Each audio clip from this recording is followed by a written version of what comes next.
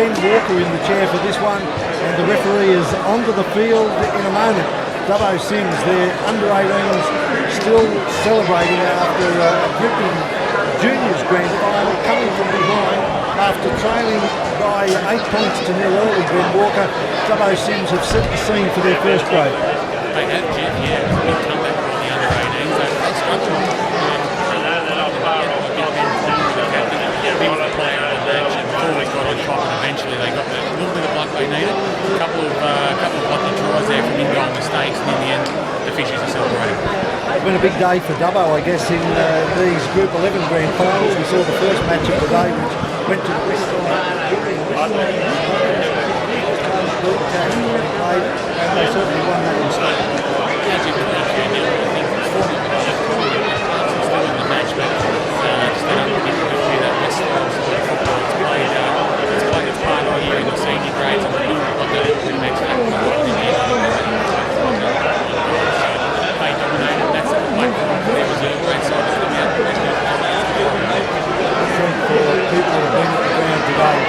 A couple of legends of not only country rugby league, but one of the legends of Australian rugby league, David Peachey, needs no introduction, and Peter Boone, who represented New South Wales residents, which shows you just how good he was in his heyday.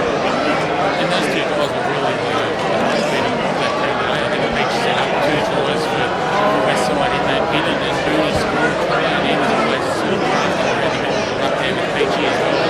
And those guys, I think David gives some of those other guys that turned up and played for Westside this year in numbers. And I think that would have been due to the fact that they just played for Here we go, the scene has been set in the park. Spacemen, he rushed onto the field with the explosion of the Spacemen. We've seen them in 6 of the last 7 grand finals in the Tooheys Group 11, and the Tooheys this afternoon led out by the irrepressible Dennis Moore.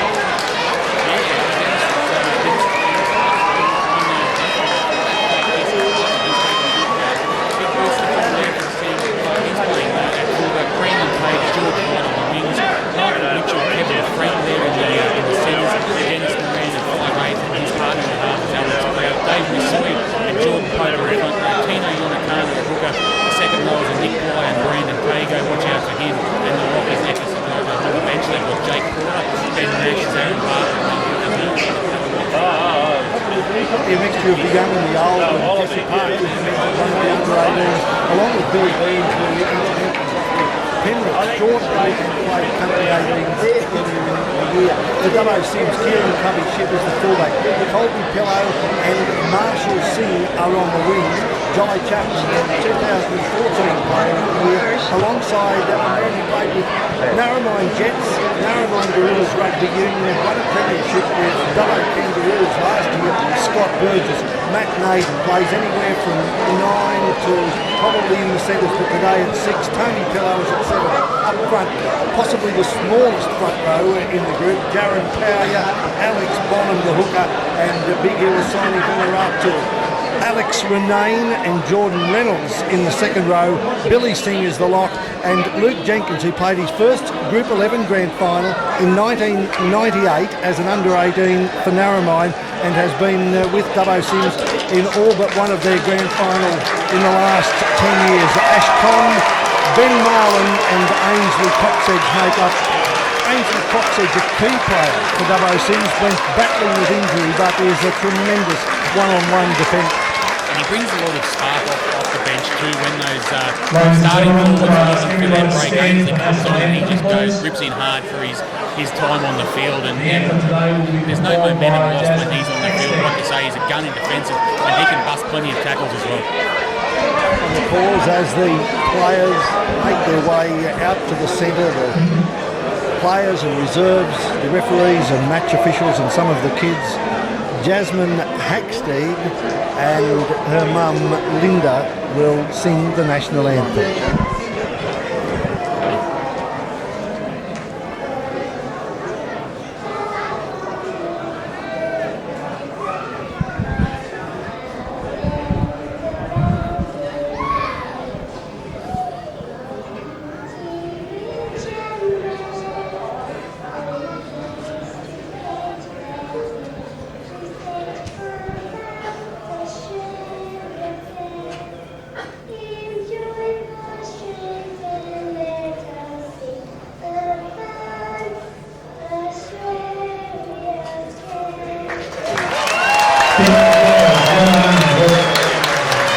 often get to see the person behind the camera, but Linda Hacksteig, formerly Linda O'Shannessy, has been covering rugby league for many years, both with a still camera and with the mobile break fixture as follows. For the Sims, number 1, Kieran Cummings-Ship, 2, Colin Fellows, 3, Johnny Chapman, 4, Scott Burgess, 5, Marshall Singh, 6, Matt Name, 7, Tony Kello, 8, Jared Carrier, 9, Alex Bond, 10, Elisoni, 11, Alex Renee, 12, Jordan Reynolds, 13, Louis Jenkins, 14, Billy Singh, 15, Ash Cron, 16, Ben Larling, and 17, Ashley Coxhead. For the Park Spacemen, number 1, Jesse Parker, 2, Brandon Page, 3, Michael Mitchell, 4, Kevin Frank, 5, Georgie Wright, 6, Dennis Moran, 7, Alex Cross, 8, Dave Masco, and opposite him is 9, Montana Tino, 10, Jordan Pope, 11, Nick Bly, 12, Brandon Tago, Since he's joined 13, the Epi, he's been great for the club. He's threatened to miss a couple of games because he's been late getting on the field with all his pre-game rituals, but he's made it out there, and he's been a gun pretty much in this whole Dennis Moran era. He's been a vital cog in the side there for the Spacemen and one of their key players, and he will be again today. Dennis Moran was a key player when they won titles here 2 years ago, and previously a brilliant individual player. But the word that I get out of the Parks dressing room is that it's Dennis Moran's leadership and the way that he just makes everybody feel that they are an important part of the team. And that's what you want. Dennis is there to set the platform. He's got the experience, but his role is really a developmental one, particularly when you've got a side full of young players with a mix of young and old. His job isn't to teach them, how to catch a ball and run a ball. It's really just to guide them, give them the encouragement, and you look at what where they are now.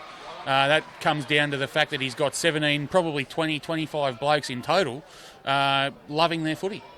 Well, the first play of the game, 2 tackles gone, and Dubbo CYMS received the penalty.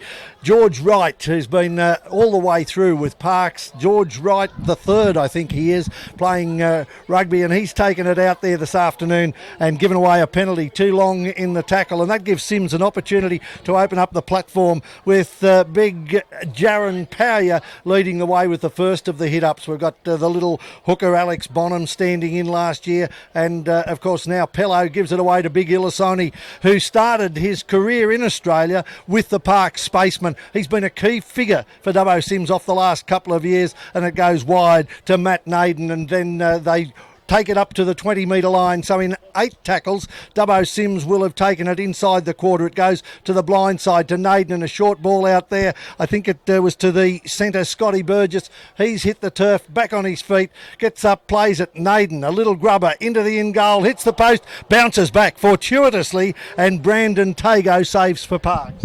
Yeah, great positional play there by Tago. Geoff, he's the key player, I think, for Parks today. If they're going to win this game, it's going to be on the back of Brandon Tago. He is a wrecking ball. Watch for what he does, because he played Queensland under-20s in a game that featured the likes of Dylan Walker, David Clemmer, Anthony Milford was in that game. It was a junior origin game.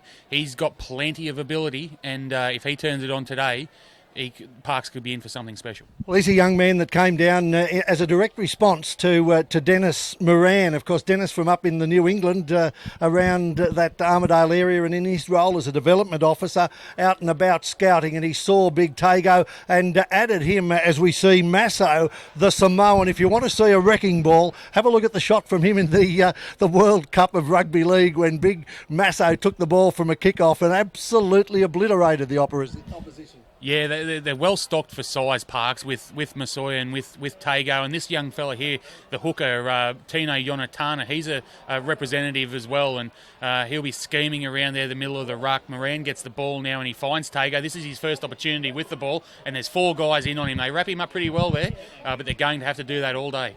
And of course the difference in size last year, the first 10 minutes of the grand final, it was all Parks attacking, and this time great kick that landed right on the try line, and it looked like that man who gave away the first penalty, George Wright, might be able to capitalise, but some great work by the fullback, Kieran Cubby-Ship, and CYMS have been trapped inside their own goal, but it has been a safe start. No mistakes apart from one penalty, and I think that that's what the crowd has come to see.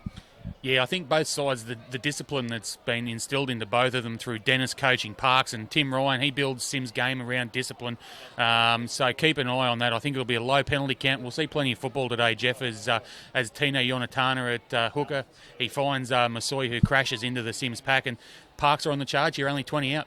They certainly are. Jaron Powyer prominent there, along with the second rower, Jordan Reynolds. Loves his harness racing, but here they have the boy from Gilgandra in Alex Prout, who dummies and goes, and now Yonatana out of dummy half, away to the right-hand side. He's reminiscent of Benjamin John, who was the Group 10 Player of the Year this year, but was a Bob Weir medalist for Parks a couple of years ago, as it goes to Prout, and across a loopy pass that hit the deck, and Moran gets it away to the big wrecking ball, and he's over for the first try of the game. Brendan Tago scores, and Parks have done in the first 5 minutes what they couldn't do in the first 15 last year. They've had ball, they trapped CYMS in goal, and they've capitalised big time. 4-0 in the grand final. Yeah, only 4.5 minutes gone, Geoff, and we've already seen from Tago his positional play down there to save a situation, and then a couple of big runs, and he beat 2 or 3 guys there to score that try, and that's a great start for Parks. Just what they needed. The last thing they wanted was to come here to Dubbo, playing a Dubbo team in front of a big parochial crowd, and go behind. They found themselves in front. Tago will be full of confidence now after that, and just watch for him to keep going, and I'm sure that Dennis and Alex Prout will be feeding him as much ball as they possibly can. Well, last year I think Parks tried a lot through the middle with their big men, and CYMS just kept repelling them, and there were a few mistakes, but this time they've taken it to the flanks, and Tago running at the best player in the group last year, Jai Chapman, but he's not a big man, and if that strength and that power continues, then Dubbo CYMS are really going to be up against it. Geoff, earlier in the year I was here for a game when Parks took on Macquarie, and Tago terrorised the Macquarie right-hand side defence. He played that left edge in attack, and I think he scored a couple of tries that day and maybe set up 3 or 4 more. That's his 8th try of the season, and he set up countless others. He carries the ball with that, that almost basketball grip, which often, keeps defenders off him a little bit because they think he's going to pass. But he's big and strong, and he barged through there. And when you have a look at him, it's no surprise that he's played at the level he has. Dennis Moran sets himself Parks lead 4-0 against CYMS on this beautiful new scoreboard here at Caltex Park, but the kick pulled to the left, 4-0 to the Park Spacemen. We've talked about the big fellow Brandon Tago. On the far side of the field, we haven't seen Nick Bly with the ball much, but it'd be interesting to see them sidled up. He's a rugby union centre from Sydney who came out working as an electrician at the Parks Hospital, but he's a huge boy as well. He is, Geoff, and you think of those rugby union centres, they're all big, long sort of players, very different to your Tago and your Masoi, who are your sort of stockier sort of players, but they're well versed for size, Parks, and that might be where they have to take CYMS on today, because you've mentioned CYMS' lack of size in the forwards. I was speaking to Jaron Powyer's dad before, and he was telling me that Jaron's only about 85 kilos, and he's playing in the front row today. He's as tough as they come, but he is giving away a bit of size to the opposition as Yonatana makes half a break. Yeah, and that came off the back of a great ruck forward by Dave Masso, the Samoan, as it's played, and now it's the fullback, young Jesse Parker, out of the juniors to Moran, and this is what they will try and do. They've already trapped CYMS behind their own line once, and it's resulted in a try, and this time the winger is back there, Colby Pello, and he's taken into touch, taken in defence about 5 metres out, up and plays it away, and it's the centre, Scott Burgess, used to playing outside some forwards who ruck it forward for 3 or 4 in rugby union, but this year he's had to take it, and Dubbo CYMS have knocked on the second rower, Jordan Reynolds. I think he thought that he'd caught that ball before it hit the ground, but again, that composure from Parks, the great kick by Dennis Moran puts them in the perfect position.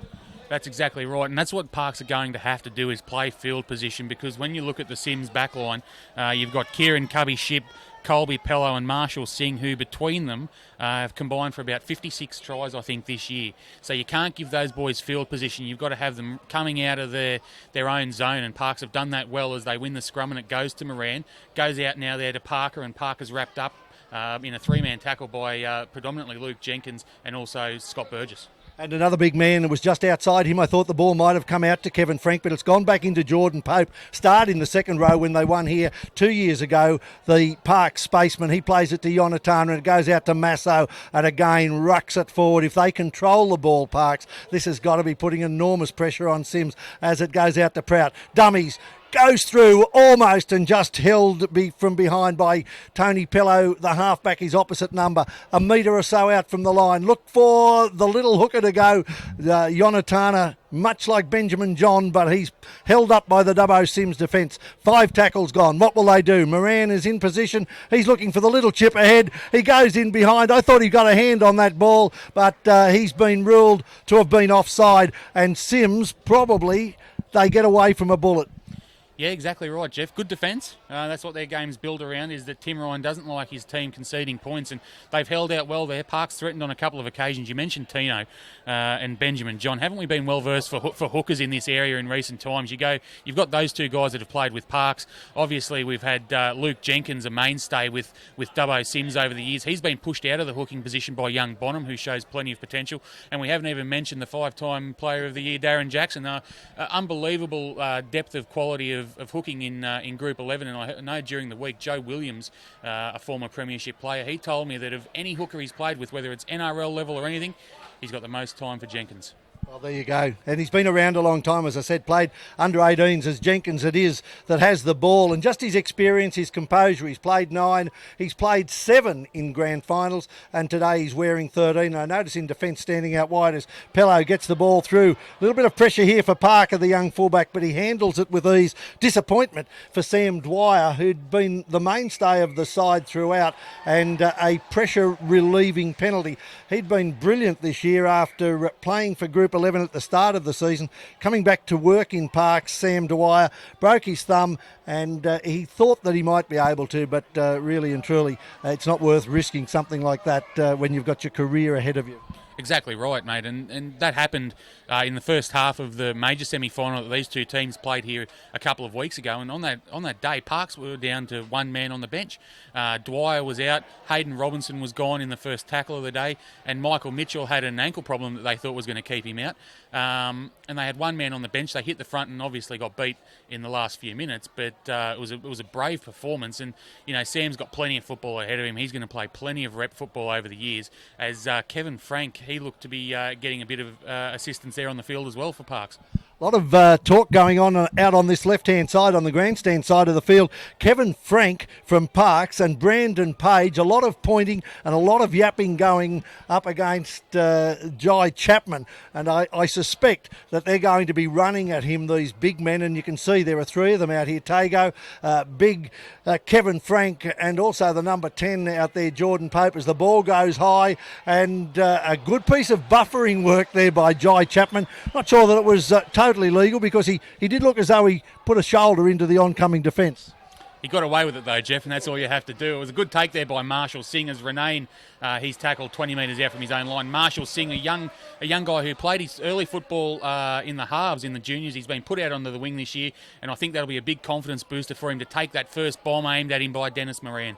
Well, Dennis Moran and his Park Spacemen have held all the aces in these opening stages. The crowd goes up a little bit there about what appeared to be a shoulder charge, Brandon Tago, but my understanding is that in Country Rugby League it is not against the rules to actually play, and that was a freakish bounce that went against Dubbo CYMS. The halfback racing his way through Pello. It wasn't the halfback, it's his brother, Colby Pello, from the wing. A great break down the side, but a high tackle on Jesse Parker. And again, Parks, after getting an incredible piece of luck, because the ball bounced and ran along the touchline. It would have been a 40-20, Jeff, and they were a bit unlucky there, Sims. It was a good kick by Pello, but he's undone that good work with just a careless piece of play, a high tackle, as Moran finds touch about 32 metres out from their own line, and that's a pressure reliever for the Spacemen. Well, these teams have played each other a lot, but there haven't been a lot of players that have played in each of the games. One of them has been Masso, who's played in at least the last 3 grand finals. Pope has played in a couple, and of course Brandon Page, I think he's played in 6 of the last 7 grand finals, as we see Prout, the little halfback, the Country Rugby League Development Officer, takes it forward, but then this small CYMS pack with Jaron Power enjoying the opportunity to tackle someone a little smaller than himself, takes it back, and now Masso again takes it up to the 40-metre line, and the Park Spacemen leading 4-0 after 14 minutes of the grand final. Equalizes, the man that goes through the rituals before the game, gets it over the halfway line, and this time Yonatana just plants it down. A really good game plan, a simple game plan. Let's play it in Dubbo CYMS quarter. And you want to keep the ball away from Kieran Shipp as much as you possibly can. He's electric on his feet. And just by putting the ball into touch there, it gives the big Parks forwards a chance to catch their breath, and it also removes that broken play option that Shipp has, because if he goes up against some of those big guys and he's one-on-one with them, he'll step past them and he's quick enough that he can go the length. So smart play from Yonatana. Timmy Ryan started the match with big Illisoni in the front row. Now, he's been predominantly coming off the bench. He's a fearsome player, but works away and not always able to get to training. It's going to be interesting when he is interchanged, because he is a key player for CYMS at the back end of the game with his size. Yeah, you'd probably be looking at a guy like Ash Conn, a new recruit to the club this year. He'll probably step in and sort of add that little bit of size that they lose when Illisoni comes off for a spell. Like you say, Tim has used him off the bench. He's even played a little bit of reserve grade through the year, Illisoni, but there's no doubt that he's a vital cog of that forward pack because he gives them that little bit of size and starch. One thing that CYMS are missing this year is a man that has appeared on the sheet. I'm not sure whether he's going to take his place. But Nick Wilson played his first grand final with CYMS in the year 2000 as an under-18 playing first grade, and has played in all but 1 grand final. I think the 4th of their 4 in a row. In 2004 he was out injured with a knee injury. But that size last year and his particular presence, he came on and intimidated the Parks forwards. And he niggled too, Geoff. Like there were a couple of little stinks there that Nick sort of instigated in various ways. Just with his, he's the master of it, and they don't have that this year, CYMS. But what they do have is a tough forward pack led by Illisoni. He's caught there only 10 metres out. They're on the charge here. Bonham wants a penalty but doesn't get it.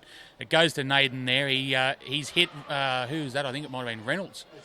The second row, Jordan Reynolds. Yeah. And Reynolds has held only a metre from the line on the 5th tackle. CYMS in the best position that they've been in. They'll be looking surely for just a little chip, I would have thought.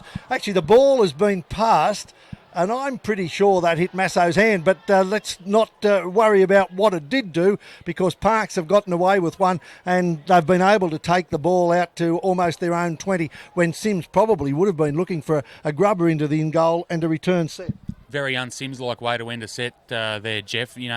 As we mentioned, they try and build their play on discipline. They went for the money shot there, and it didn't come off, trying to hit Illisoni with a short, sharp pass. He probably wasn't expecting it. You don't expect that kind of thing this early in a game. Probably go back to the halves and look for a kick into the in goal. It didn't come off, and Parks rucked their way out, and they're almost up to the 40. Georgie Wright out there. His dad scratched one of the horses that he had racing at Mudgee today, a well-known trainer around the area, to come and see young Georgie in first grade, as it goes to the fullback, Kieran Cubby Shipp, and he's met by some good defence. Moran, who kicked it, his halfback partner Prout, and little Equalizes are now seeing out of dummy half. Takes the ball forward. He would have been watching today as his father's former club, Dubbo Westside, won 2 premierships in the lower grades, as CYMS get it to the halfway, and then they are held up and driven back. Lost 8 metres in that one, and that's just the difference in the power as Colby Pello is pushed back. Jenkins out to the right side and then back across the ruck. It goes to Naden, but again CYMS going nowhere. It will come down to their kicking game to get them into position, I think, as Jenkins, a strong man, a veteran of the team, gets it away. A lovely ball out to Tony Pello. Beatty almost slips away, gets the ball away to his brother, and Kieran Cubby Shipp it is, the fullback Kieran Cubby Shipp, and that is just what can happen. Jenkins, who was the instigator, he found Pello, and you mentioned it before, the speed close to the rucks. Yeah, Kieran Cubby Shipp, that's his 24th try for the season, Geoff, and I worked out the other day that's his 60th try for CYMS since he joined the club only 3 years ago, and he's only played 51 games. Wow. So he's got that record. He bobs up in the right places at the right time, like all the good fullbacks do. But then started by Jenkins. We mentioned him earlier. He's a vital player here today. Found Pello, one of the little unsung heroes of this team. He doesn't get a lot of fanfare, but he just does his job like Tim asks. And then you get the flash, the brilliance of Ship, who bobs up in the right place at the right time, scores next to the post, and against the run of play, Sims are going to be in front. 4-4, 19 minutes gone in the grand final, and it is Naden who'll be kicking to put Sims out by 2. It's interesting you talk about the dynasty, and you talked about the hookers in the group. This year it's 40 years since Dubbo CYMS and Dubbo Macquarie played the first ever local derby grand final. The fullback for Sims that year was an unsung Rick O'Day, and at the reunion someone paid something like $3,200 for Kieran Cubby's Guernsey, which had Rick O'Day's name on it. That tells you how highly both men are held in the echelon of Dubbo CYMS as Naden converts. Exactly right. You know, Sims are a club with a proud tradition, Geoff. I arrived in Dubbo in 2005. The first 2 years I was here were Narromine and Wellington and Cobar and Wellington grand finals. In the ensuing 9 grand finals, Sims have been in 8 of them, and that's after they'd won 4 in a row from 2001 to 2004. So, you know, a proud club with a proud history and a lot of success. And you don't build success without good people involved and good players, and the likes of, you know, Rick O'Day 40 years ago, and now the current crop of players, you know.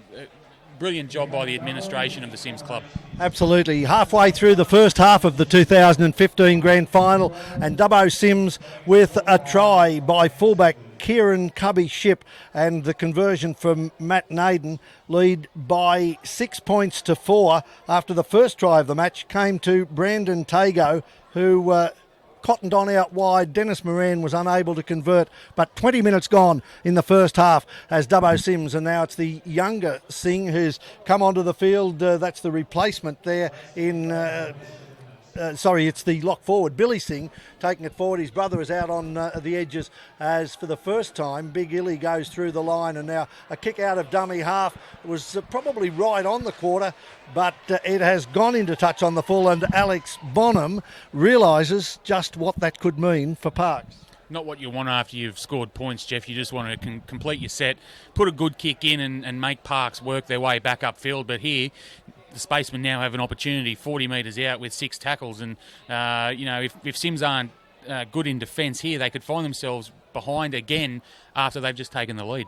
Well, there's a man new to Group 11 football. He's a policeman that moved to Parks. Benny Nash, and a big lump of a lad, has taken it forward. So again, the bench is important. I haven't seen Kevin Frank with the ball yet in space, nor Michael Mitchell, but we have seen Epi Cedrodo, and we might see Tago now as he looks to go wide. He just lost a bit of momentum there with the CYMS defence up, but they were up. No, I thought they were up a little bit early, but in fact, referee Warner says it's a high shot, and now on the back of an error from the kick by CYMS on the 5th, Parks are going to take the opportunity to level it up with a penalty goal.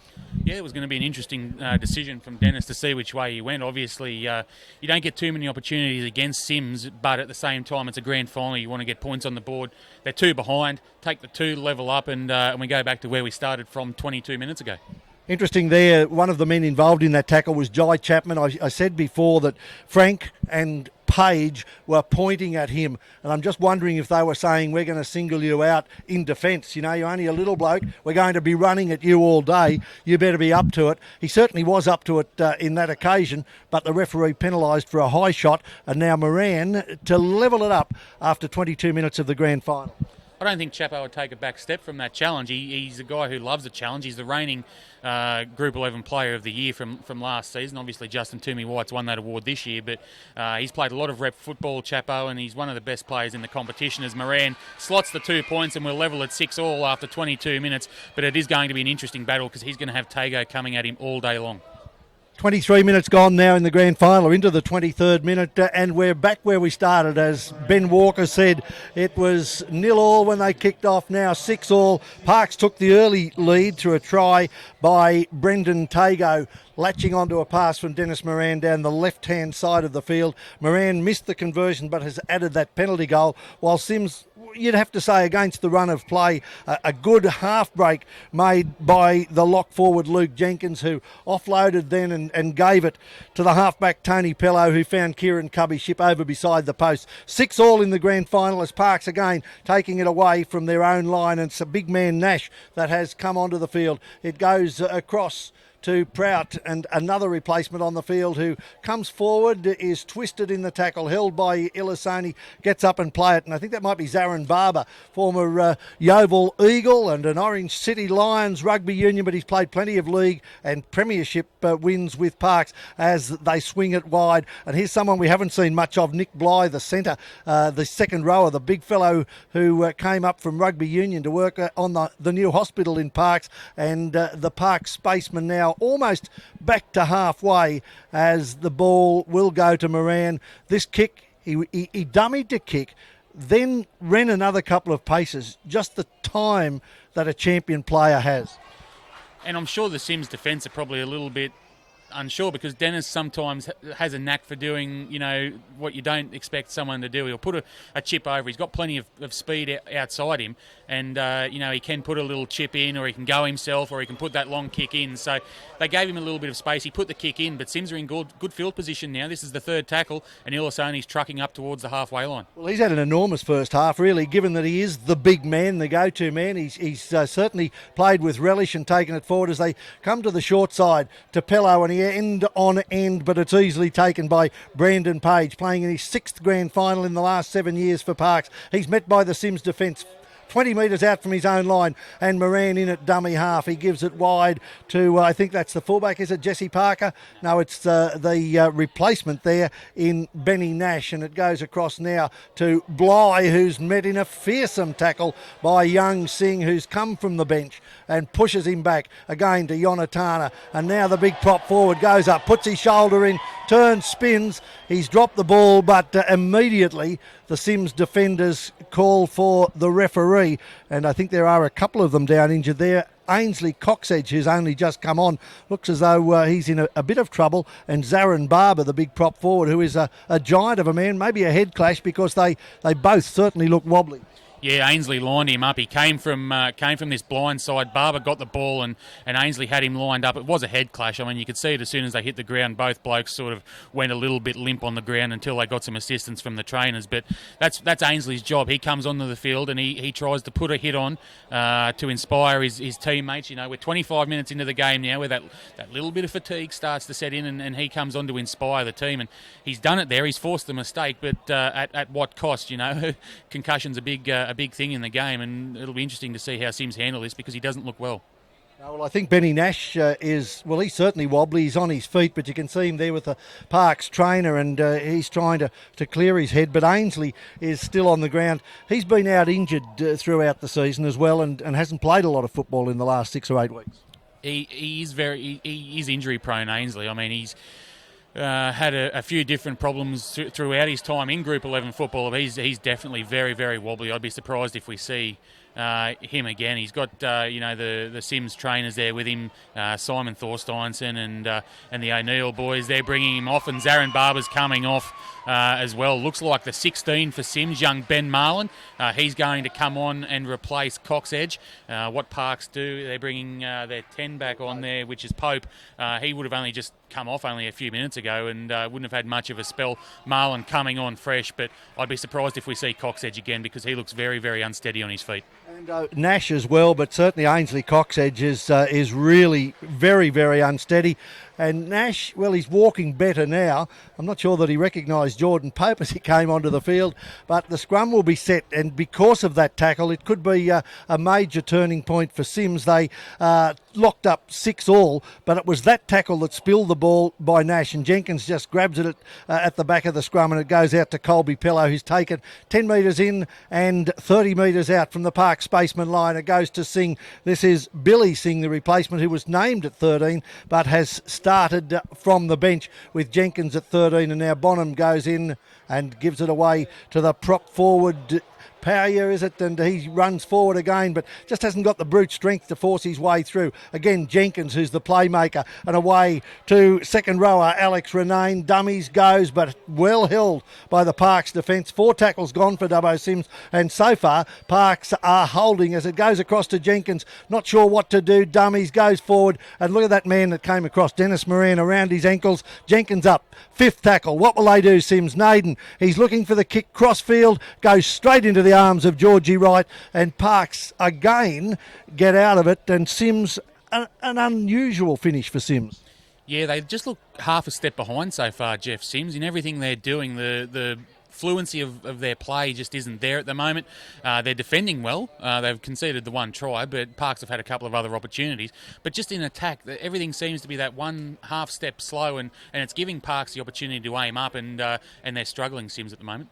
Well, they've had to do a lot of tackling, and it's been tackling that must be draining their energy, because Parks have been hitting the big men, and we now see Yonatana just reefing the ball down the field. It's rolling end on end. It's giving the defence time to get up, and in fact there's probably 6 or 7 Parks players, and the only 2 CYMS players back there to get the ball are the man who picks it up on the far side, Colby Pello, and now it comes out to Jaron Power again, and he tries to ruck it forward, but 40 metres out from their own line. CYMS will be looking for some individual brilliance. We saw it in the first try. They only need a little spark, and they can get away as they get to the 40 metre line. So good ground in the first couple of tackles. Jenkins again looks to give it back inside, goes his own almost up to the halfway line on the 4th tackle, as Parks, with their big men out on this left hand side, come, and there's a great tackle by Kevin Frank. The big fellow hasn't had a lot to do, but he certainly showed the Papua New Guinean way of tackling there, as the halfback Pillow puts the ball in the air. A great take by Jesse Parker, who was cool under pressure. He's slung down by the man who kicked it, but he's done everything asked of him today, has young Jesse Parker. He's been good, Jeff. I think a couple of weeks ago in the major semi-final, he might have dropped a ball with the line wide open, and he missed a crucial kick there late in the game as well.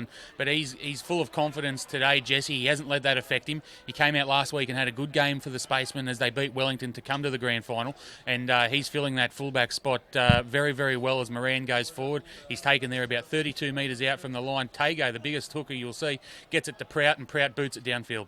And that's exactly what their game plan has been. This time it's gone in the air, and it gives Singh a little bit of an opportunity to show what he can do. Almost uses Jenkins as a buffer there, but he was able to just sidestep him at the finish. It goes back to the fullback Cubby, and he gets it outside to Pello, the winger. That's Colby Pello. He skips and starts. The boy with the orange boots takes it almost up to halfway, and now again Jenkins, who's already won, I think, 3 Bob Weir medals for the best player in Group 11 in the grand final, and must be in contention already in the first 30 minutes of this game, as CYMS get inside the half, and this time out of dummy half. Alex Bonham kicks, goes down into the in goal. Brandon Page brings it away, and CYMS this time outnumber Parks by 4-1. Yeah, good kick there by Bonham. He made up for that last one that went out on the full, and a good chase led by him and Ship. And now Parks are battling. Only 2 tackles gone in their set. They're only about 12 metres out from the line. If CYMS can aim up in defence here and put on a good shot, keep Parks penned down, it will make a mistake, as we saw there. Which way does referee Troy Warner goes? He goes knock on against Parks, so that's just exactly what CYMS wanted. A mistake forced there by the Spacemen, looking to force a pass that probably wasn't there. It was a good run. They were going forward, looked to pop the pass, and it hasn't paid off. CYMS will get their opportunity now.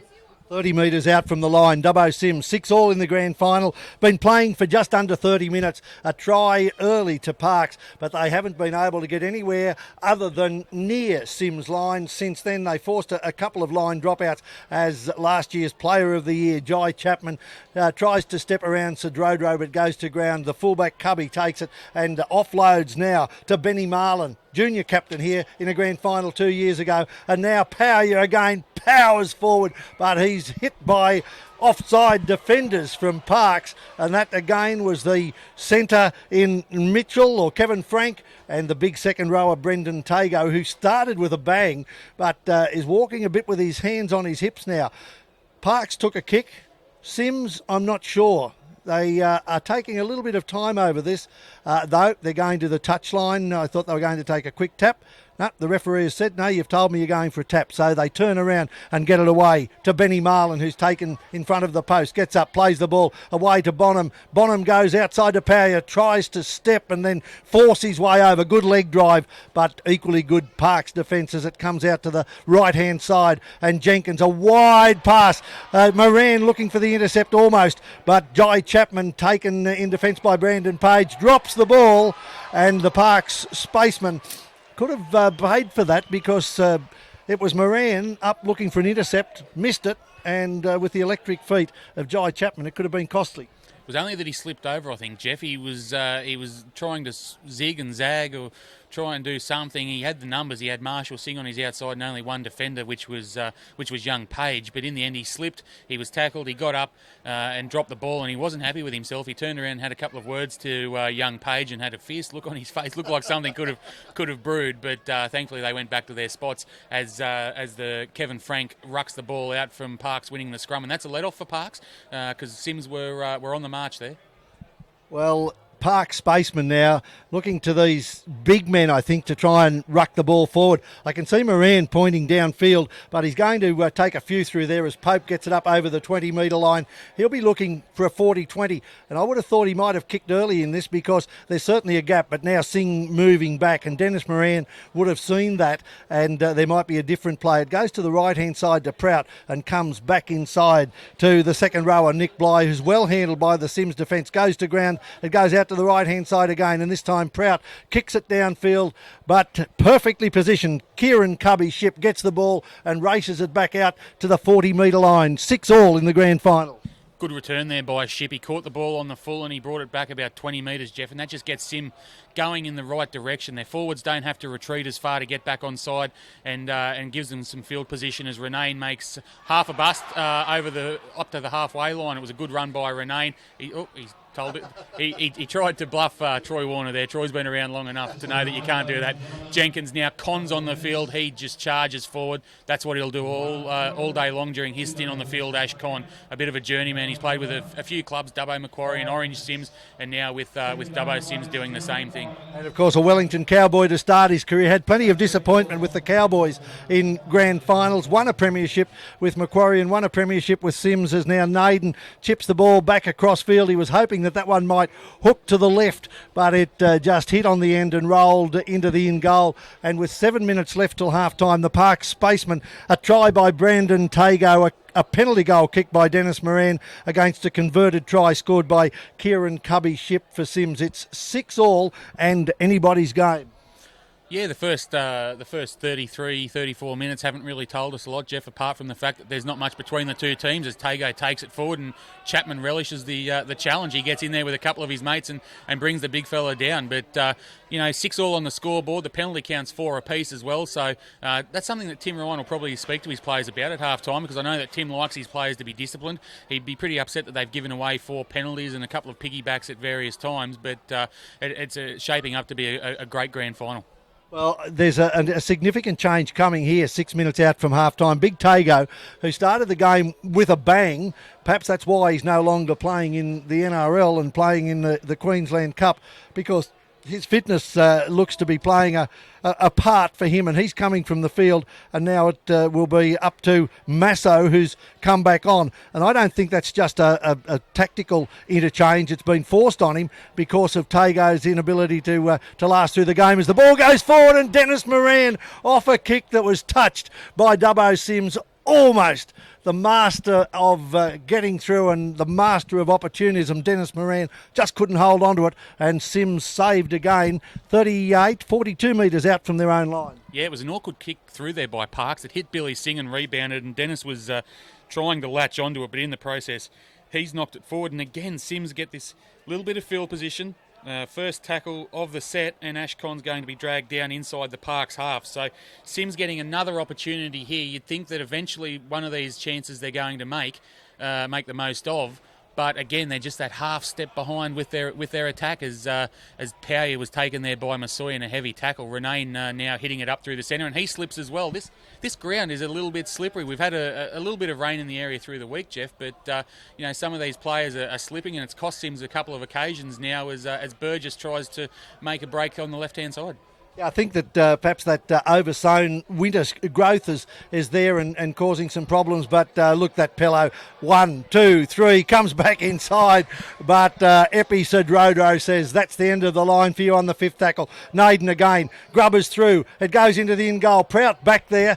He was a little lucky there because it came off his knees and stayed in front of him. That could easily have come off his knees back towards the posts, and Sims could have capitalised. 4 minutes out, 6-all in the grand final. Couple of times now Matt Naden's tried that little kick back in the opposite direction, and I think that's designed to try and force an error out of these big Parks forwards who are going to be sliding across to try and cover, and it's smart play from Naden. He's a bit of an unsung hero there with Sims. He's been involved with the club for a few years now and enjoyed a lot of success, and if the Fishies are to go on and win this, he could play a vital role, because it's the kind of game where he could just do something that breaks the game open as Power once again hits it up strong. And Mike Mitchell it is that tackles him, the boy from Lake Cargelligo. I'm told great mates with Alex Renane as Sims go down the left-hand side. And Billy Singh, the replacement, busts his way through. Tries to get it around closer for Naden to kick the goal. And Sims, vital try coming just on half-time. 3 minutes 30 out from half-time. 10-6, kick to come. Yeah, great run there by Billy Singh. We were used to seeing that from him during his days in the juniors, where he was a dominant player. He went away last year. He's come back this year and joined the club. And obviously, you've mentioned his brother Marshall on the wing. Their dad Wayne, who's sort of a coaching director with the Fishies, and a heavy family involvement there. And I've even noticed at different times. His pop Noel wearing a Sims shirt, which if you go back years and years, you would have taken 100 to 1 that you would have got Noel singing a Sims shirt. But, Noel and Sue and the whole family really get behind the boys, and they love their footy. And that was a great try by Singh, that vital injection off the bench. And, that's broken the game wide open. Sims could be in front by a converted try as we go into half-time. And they'll have the opportunity with the ball to maybe make a few settlers and then get the ball back downfield. It's interesting. Illisoni went off for Sims, and he certainly did the hard yards early. But Singh coming on, even though he's come on into the back row, and I think Ash Conn, they've both taken the ball forward and given Sims some of that momentum that we didn't think was going to happen. Yeah, and that's their job. Billy's only a young bloke, and Ash is obviously at the opposite end of his career with the amount of football that he's played. But both boys playing a vital role off the bench as Naden strikes the conversion, and it's 12-6 now to Sims with 2 minutes to go before half-time, and that is a big blow landed by the Fishies there and by Singh. Coming off the bench and having that kind of impact just gives the other boys a lift, and they could have gone in behind Sims with the way they've been playing, but if they go into half-time in front, I'm sure Tim Ryan will feel very confident of their chances in the second half. Absolutely. They had to withstand plenty. They coughed up that early try, and we were beginning to wonder whether the big Parks Spacemen might be able to make it difficult for Sims. But as they've shown in the last few years, they are a difficult nut to crack in defence. And they've got blokes like Ash Conn. He's still playing below the weight of his opposition, but getting the ball forward and playing with great vigour. And this young fellow, Jaron Power, smallest prop in the group, takes the ball almost to the 40-metre line or the 30-metre line, and then they go out, and Jenkins working his magic around the halves. Away it goes to the fullback Pillow, jumps, steps, moves, comes back, and then held by the big men. He was going left, right, upwards in the same spot, I think there. 40 metres out, Dubbo CYMS from their own line. They'll be content to count this down, and I wouldn't be surprised to see a kick coming into touch, which should just about count the clock down, Ben Walker, as Jenkins gets out of dummy half, darts. That was typical of Jenkins when he was probably 7 or 8 years younger. He'd dart out of dummy half. He had the explosive speed, along with Darren Jackson from Macquarie, to be able to make the gaps. And there it is, Dubbo CYMS push the ball into touch. Referee Warner runs across. I'm not sure whether we'll get time to set this. No, I don't think we will, Geoff. I think Parks will be more than content probably as well just to let the clock run down. We've only got 22 seconds left on the clock now before half-time. They don't appear to be in a rush. If they do pack it, they might get one play. But, both sides will probably go in reasonably happy. I think Parks will know that they're able to match it with Sims. Sims will know that they haven't played their best football, but they go in with a lead, and it's not an insurmountable lead for Parks by any stretch. So both coaches will be full of confidence at half-time, and there's been enough to suggest from both teams that we're in for a very good second half. I don't know why he didn't just blow that at half-time. It's an interesting game, rugby league. If that was to be a play and they were down by 10 points, they would have all rushed in. 12-6 at half-time. Try scorers? Kieran Cubby Ship for CYMS, and then Billy Singh obviously just before half-time. 2 goals to Matt Naden, and for Parks, Big Brandon Tago scored the try, the first try of the match. Dennis Moran's kicked a penalty goal. 12-6 to CYMS at half-time. 4-all the penalty count between the two sides, and an interesting second half coming up, Jeff. Absolutely. In the 2015 Grand Final, after Dubbo Westside won the reserve grade, the under-18s went to Dubbo CYMS and the league tag to Dubbo Westside at Caltex Park in Dubbo.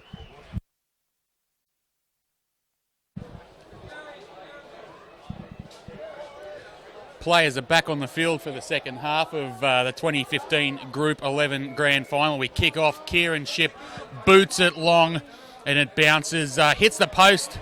A little bit of a rush to get on it, and Masoi hits it forward. A little bit of luck there for the Spacemen early in the second half. As Masoi's tackled there, it comes out now to Pope. Pope picks it up. He's taken there in a 3-man tackle.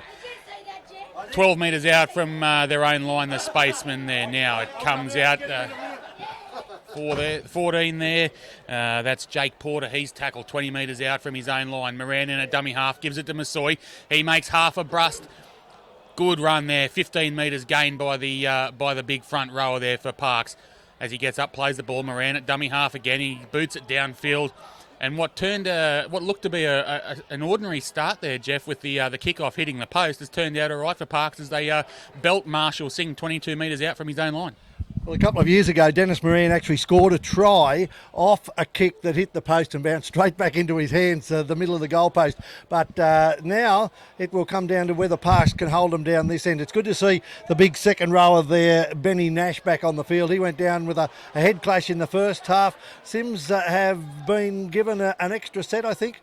No, yes he is. He's just called it now. Referee Warner is Jenkins out of dummy half, looking to exploit a little bit of a gap there. The big men from Parks are going to create problems for CYMS with the ball, but in defence, maybe this CYMS attack, as we see another player slip on the surface here at Caltex Park. He goes to ground. That was Burgess, and no, it wasn't. It was yes, it was Burgess, and then they take it up over the 40-metre line. Dubbo CYMS. So in good attacking position. 12-6. Is it too early in a grand final to try and get an extra point and just to give yourself a bit of a psychological advantage at this stage, or do you continue to go for the points? At this stage, they're going for the points, CYMS. Jenkins in at dummy half, goes to Naden and across then to Pillow, who looks outside, gets it to Cubby. Cubby, the little grubber on the inside. That could have been dangerous for both teams, really, because if it sat up the right way, it could have left Page in a bit of a space, but CYMS were able to cover up, and a penalty goal goes here to Parks, 40 metres out from their own line, and CYMS' opportunity to mount and build pressure is just diminished. Yeah, real let-off there for Parks. CYMS looked good through that little passage. The kick through from Ship was well handled by Brandon Page there over on the left-hand wing. And while they were trying to press forward, Parks got a little bit of luck there with the penalty. And now they start the set inside CYMS territory as Sadrodro takes it forward. He's tackled there by Marlon, and Renane gets up and plays the ball. The 15 there now, Benny Nash, he charges forward into the middle of the CYMS defensive line, and it's Jenkins in there who handles him with along with Powyer and Con. A little bit of trouble getting up there. The 14, Jake Porter, he's in a dummy half there. Gets it out now to Pope. Pope fends away from one, wrestles with Renane. He's brought down 20 metres out from the CYMS line as Parks go forward now to Moran. Moran out the back to Sadrodro. Sadrodro ducks the head and goes in, and he's taken there. Good tackle, 18 out. Moran in at dummy half, getting his hands on the ball a lot. Calls Proud inside. Now goes out, puts the little grubber kick in, and it's, just too wide, but the winger there, Georgie Wright, with the yellow headgear, a little bit of a kind of bounce, and we could have had the first points of the second half, Jeff. Absolutely brilliant play, a great set by Parks, and that kick, it put right in the perfect position, but it was the wrong bounce. And a couple of times we've seen the ball just elude both teams when they've put it on the hoof at the end, as Con takes the ball forward, and Sims would be happy to get out of that one as Con got over the 40 and then pushed back. Jenkins looks out to the right, comes back to the left, and Singh, the try scorer, is taken just up near the halfway line. Scotty Burgess down this short blind as Jenkins goes away, dummies, and then offloads back to Singh. And he's only a young fellow, but he's a strapping young fellow, and he's certainly taking some pulling down since he's come onto the field. Naden goes across the field, and young Benny Marlin, who played in the starting lineup last year after captaining Sims to a grand final 2 years ago. A very ugly play, the ball. He could have been penalised for that, not facing straight as they go wide, and the ball comes back in, and those boots of Kieran Cubby Ship, is it the fullback that is tackled? No, it was the centre in Jai Chapman, and now Naden goes across, dummies, throws it back onto the right-hand side. It goes to Ship, and he puts it into the in-goal. The ball, the bounce is important as Dennis Moran throws the ball. Well, there's no such thing as a forward pass in the in-goal, but I think he was already over the dead ball. That could have been one of those moments, Ben Walker. Yeah, just that off-the-cuff football with Sims. I think Ashcon found himself in an unusual position where he had to throw a pass there at one stage, and he hit Kieran Ship out there on the right-hand side, and just that deft little touch, that little piece of individual brilliance. Dennis got back and covered it through what you would probably call a line ball pass, Geoff. It was almost a Justin Hodges moment or a Philip Duke moment in State of Origin, as now Sims in perfect position. Bring the ball back to the 30-metre line. Jenkins takes it out to the right, and young Marlin gets halfway through a tackle there of the 14, Jake Porter, but he's pulled down on the 20-metre line. And Con, with a very flat pass, takes it a little further, now just 12 metres out, but he's lost the ball, and Sims in really good position have probably will rue that one. Yeah, forward pass there called, Geoff, from dummy half to Con. You thought it was flat, but from our vantage point it looked flat. From the touch judge's vantage point it was forward. And just again, that little bit of cohesion, with Sims just lacking a little bit at the moment. But when it comes off, if it can come off in the next 34 minutes, there's points in them. But at the moment, they're just making tiny little errors that's letting Parks off the hook. Well, the Spacemen are the team known for their explosive takeoff, but it has been Sims the team looks most likely to take off. There hasn't been too much explosive brilliance apart from that first 10 minutes or so. No clean breaks really from Parks. Their kicking game's been good. Jordan Pope's been very good, and he gets a great pass away, but it's been received by halfback Prout, and he's slammed to the ground by Con. It goes across again, and this time it's one of the second rows. That might be big Nick Bly taking it forward up to the 40. Parks now to Masso, who started with a bang but just spills the ball, and there you go. That's a kindergarten error. No one falling on it, and Sims, instead of getting the ball from a scrum and a set piece, actually have momentum, and Parks going backwards. And it was Singh who was the man on the spot to pick that ball up and gain 6 or 7 metres downfield to put Sims on the front foot as he comes off for a break now, Billy Singh. Just with that little burst that he's had, he'd have to be in Bob Weir medal contention just for that little burst with the try, a couple of big hits and some other good runs, and the right man in the right place there to get Sims going forward as Jenkins in at dummy half now. They're only 10 out. He goes out to Marlin. Marlin played hooker in that 18th grand final. What a ball there to the 8. That's looks like a try. Looks like a try to Powyer. Yeah, Jordan Powyer, Jaron Powyer deserves that because he's the workhorse in the side. But again, the mistake by Parks. Their big man, Masso it was, dropped the ball, made a cardinal error. He didn't go down on the ball. Sims got it. They had momentum then. Parks running backwards going, gee, what have we done? And Sims' ability to capitalise. And young Benny Marlin, his brother Ryan played in a beaten Sims team here a couple of years ago, won a premiership last year out at Dunedoo. But he's come out, young Benny, stepped up from juniors last year and has been outstanding off the bench. His ability just jinked a little bit and then found power. And what a great reward for a player who's playing well and truly above his weight. Jeff, I was just mentioning how he played hooker in that junior grand final 2 years ago, and he showed that there, the little bit of footwork and the ability to throw the pass, and that goes back to his grounding as a hooker. He hit Powyer with a really nice pass in plenty of space, and that's a well-deserved try for Powyer, as you mentioned, the workhorse of this side. He's only a young fella. We've mentioned time and again how he's not the biggest player on the field, but I know that a lot of people in Group 11 circles and the rep selectors and new Western Division coach Darren Jackson likes him as well. So he's obviously a guy on the radar for some big things, Jaron Powyer. And with now Naden looking to convert from close to the post, Sims could convert a 6-all draw scoreline just before half-time into a double bunger, one either side of the break, and they lead by 18 points to 6. And Dennis Moran is the key for Parks. He's the pivot. He's doing a lot of work. Sims have Marlon. They have Naden, they've got Jenkins, and they've got Powyer, Pello, who can all direct the play around the field. Exactly right. I'd be looking for Tino to really try and step up here. Dennis has spent there's a massive hit there from the 4. Kevin Frank there on Powyer, but the young fella bounced up. Con now takes it out. Yeah, I'd be looking for Tino to really try and step up and take some of the responsibility away from Dennis, because Dennis has been spending a lot of time in at dummy half early in this second half as Burgess makes half a bust there.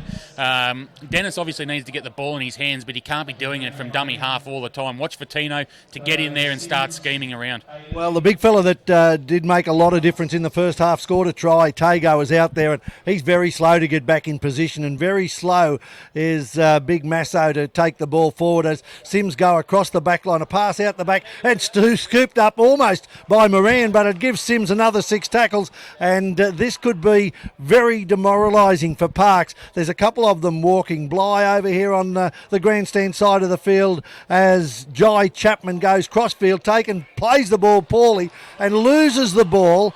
I think that was just a little bit of a brain explosion. Yeah, probably just the brain was 2 gears ahead of the body, Jeff. He knew what he wanted to do. He wanted to quick play the ball, and he rushed it, and he's made the mistake. But that was Tino in there making that tackle.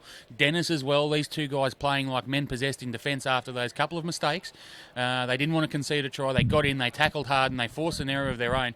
Now they're going to start this set only 5 metres inside their own territory. In the next 3 or 4 plays, they're going to find themselves in good field position to try and launch a raid on Sims' line. Well, there he goes, the big fella that pulled off a huge hit a while ago. Kevin Frank hasn't done much in attack, takes the ball up over the halfway line, and they've got to ask more of their back line, I think, the Parks Spacemen. They've got to ask more of the big centre, Frank, the big centre, Michael Mitchell, and Big Masso takes it forward, and he's been well held by Sims since probably the first 10 minutes or so. 2 men going in, 1 going low. He's been ruled to have had the ball stripped, and that could be significant too for Parks. It's just the sort of break that they needed, because the momentum has definitely swung the way of the Fishies. And Jeff, at 18-6, even though it's 28 and a half minutes to go until full time, at 18-6, if Sims are next to score, Parks have to score 4 times to win this game. If Parks are next to score, it's back to 18-10, 18-12, it's game on. But they can't afford to let Sims score next. They need to score. They need to score soon to give themselves the best opportunity to win this game. I think Parks through Masso will be looking with their big men. It goes to Moran. He gets away from one, almost able to slip the ball out wide, and they had men out there, but he couldn't do it. And that man, Yonatana, that you talked about, out of dummy half, goes forward. Taken, is it by Jenkins down low? No, it's the halfback Pello who gets down there and puts him to ground, and it comes out again, and this time Sedrodro gets it back to Moran, a wide pass out to the centre, and it goes on to the centre, three-quarter the Papua New Guinean Kevin Frank, and he's taken a metre from the line. 4 tackles gone. Parks, it goes out to the blind side. Prop forward Jordan Pope looking for the line. Parks down by 12. They have the 5th tackle. They'll certainly want, if they can't score, to come back here for another set of 6 as Moran goes crossfield. The ball goes up, brilliantly taken by the man coming in from the wing, Colby Pello, and he has diffused what could have been desperate. It's interesting that they kicked to this side of the field to Georgie Wright when Brandon Page has scored a couple of tries in grand finals exactly from that play. Exactly right, Jeff, but that was brought about by a blindside play there on the fourth tackle with the prop forward, Pope. He was stranded at dummy half, didn't want to try and throw a pass, so he got in, went the blind side, tried to barge over. That didn't come off, so in the end their open side was to George Wright's side rather than kicking to Page's side of the field.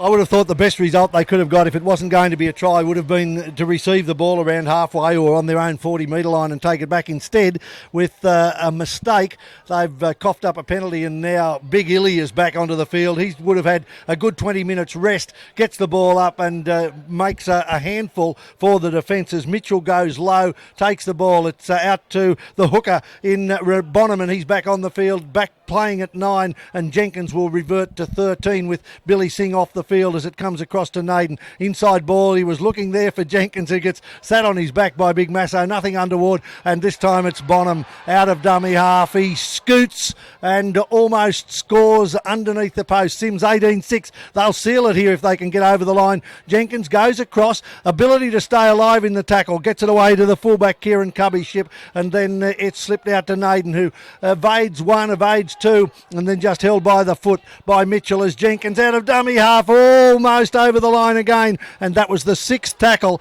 Park's desperation defence. They look like they are a team about to open up.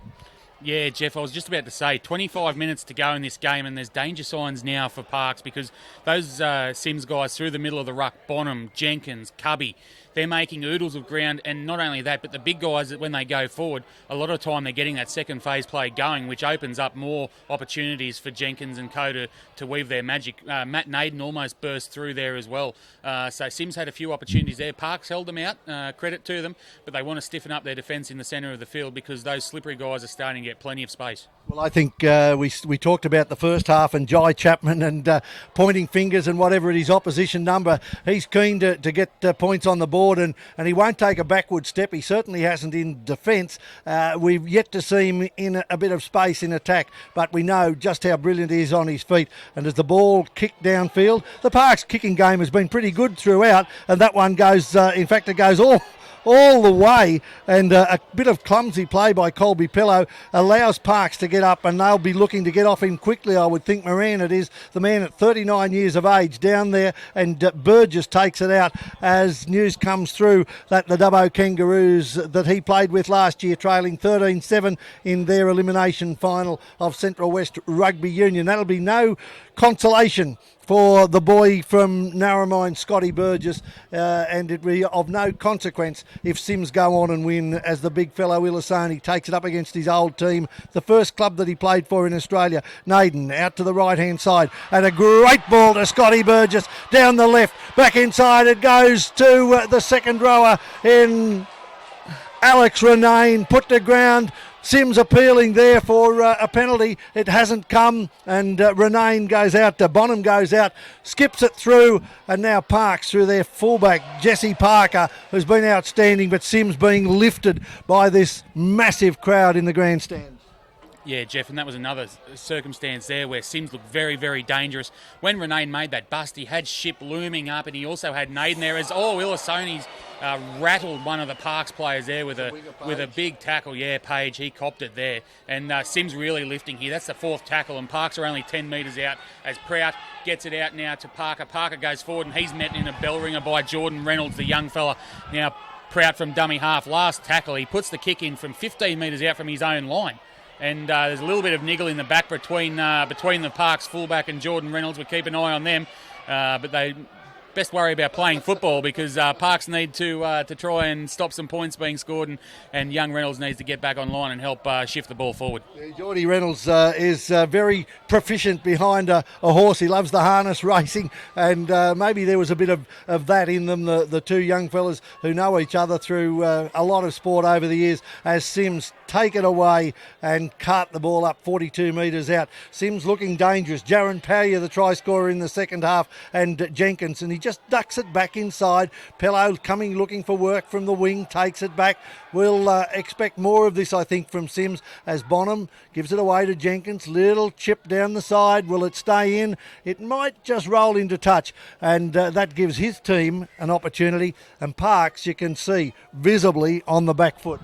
Yeah, I'm not sure that Jenkins was actually sort of looking for the line there, as Renane and Parker have a bit of a set too there now. Parker's obviously ruffling a few feathers within the CYMS team. He's pointing some fingers. Matt Naden's just trying to hold him back. Touch judges on the field now telling the Water Boys to get off the field.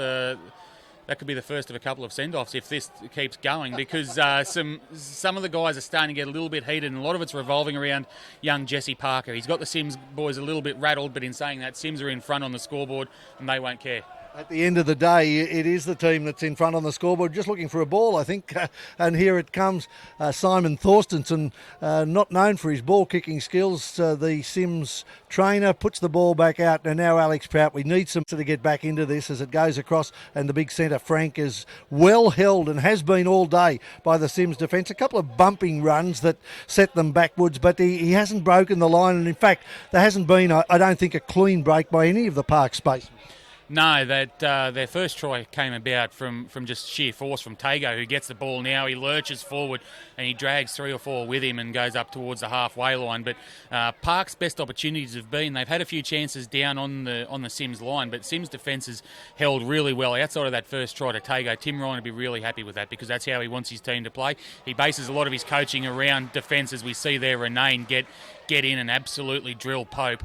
And it was an uneven battle too, because Renane is a small man as Naden goes back. Good cover. I thought he was actually going to provide the cover for the fullback in Kieran Cubby, but he took the ball and now they come away, CYMS. They look the team likely to make the break. Just they're more energetic, they're more vigorous. They've got the blokes that can just make that bit of a half break. And as we saw the last time they came down this side of the field, there was support looming on the inside. Big Illy, crucial player throughout this game. He had a bit of a break, but boy, he's been strong since he came on. Takes it up 42 metres out from their own line. CYMS leading 18-6 in the grand final. Jenkins again. I'd love to have $1 for every time he's handled the ball and every tackle that he's made in this grand final, Luke Jenkins. In fact, if you added them up over the years, you'd like $1 for every minute of grand final football that he's played in the last decade in Group 11. Another good kick, hasn't gone down the throat of anyone, and here's young Jesse Parker gets an opportunity to show with the ball what he couldn't do with his hands. Yeah, Parker in the right place there to provide some support as Dennis Moran takes it out from dummy half, looking for a penalty. They need a piggyback here, Parks.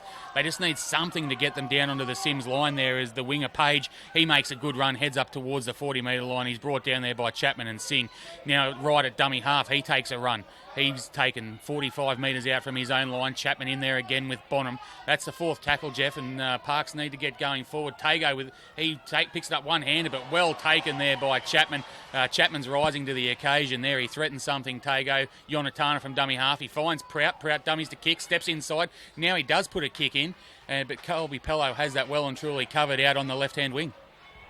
And he runs back into the defence. It was a tired Parks chase there. Wasn't a deep kick, and one would have thought that there was plenty of time for them to get up. Colby Pello gets up, and it looks like there certainly are some tensions out there, and it's the little men, not the big men, that are getting fired up. Prout, who hasn't won a grand final, is again Jenkins. Probably 10 or 12 players have slipped over during this game. He won't slip over Big Illy because his big size 13 boots carry plenty of territory, and he takes on the Fijian sidestep, goes straight forward as CYMS out of dummy half. They find Naden. He's up to the halfway line. He had a man looming there. It was Powyer, but the prop forward Masso gets back. And Parks, you just get the feeling that they're hanging by a thread. They need something special. Yonatana, it's the centre. Frank takes it up and he's tackled and then pushed back by Dubbo CYMS. And now Tago started the game with a bang. He's had a pretty quiet period, but the last couple of minutes he's shown that if he can get some energy,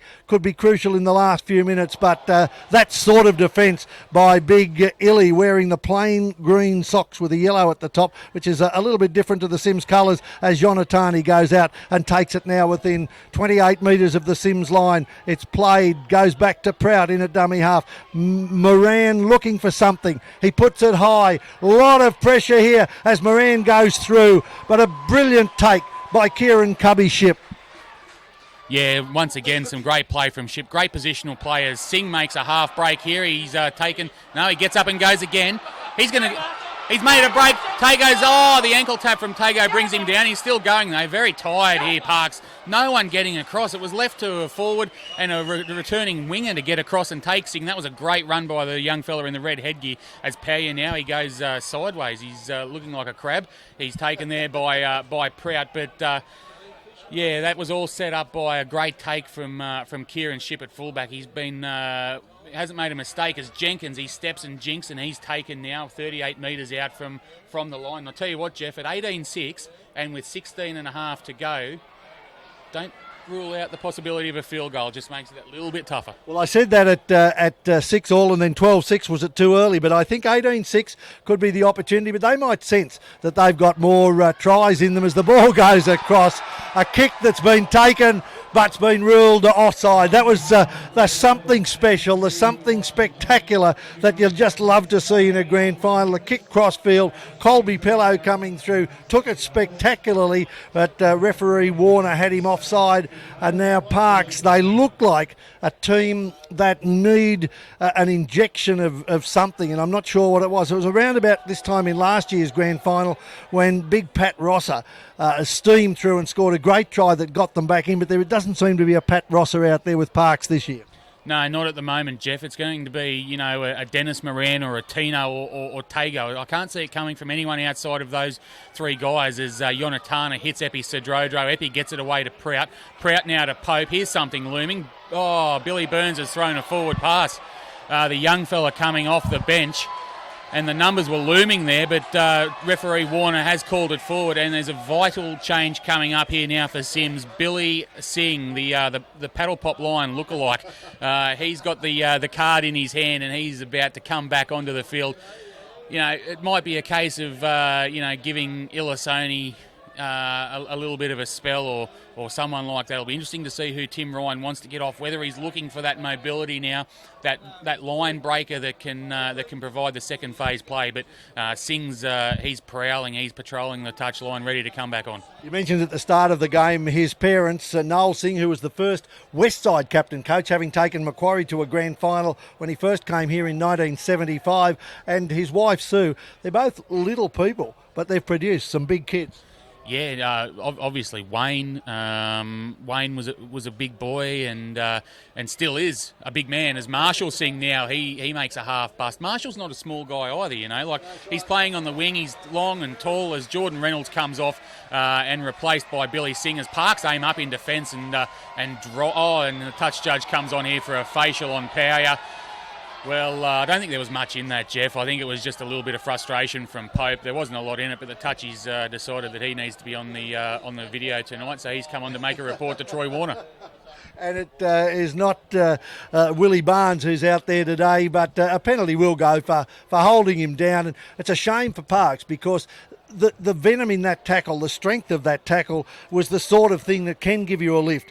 But with a penalty, Sims now take themselves back down into territory. This is chewing up minutes on the clock. It also gives Sims an opportunity just to play it down. I don't know that I'd be playing for a bomb into the in goal for a try. I think I'd be looking for just that grubber kick if they get to 6, or as you said, Ben, they might even look for a field goal here as Bonham taps it and it goes across to these little men. It's hard to tell who's forward and who's backs because they're all basically the same size. And again, Bonham in there at dummy half to Jenkins, and it goes out to the second rower, Jordan Reynolds, who had that little bit of a disagreement with fullback Jesse Parker, but he's now doing what he does best as Big Illy runs it forward, tackled down low by Benny Nash, or is it Zarin Barber that took him down low as they come across the field, and this time prop forward Jaron Powyer scored a crucial try for Sims midway through this second half. He's tackled 10 metres out in front, goes to Naden, he's looking for Jenkins, not really the man to be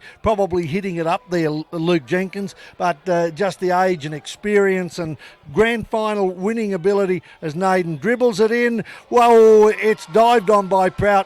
And I thought the first call was enough. He did try and get up and run it back into play, but I thought as soon as he grounded it, and with 13 minutes left on the clock, 12 points they need, Park Spacemen, they don't look like a team that has the petrol in the tank.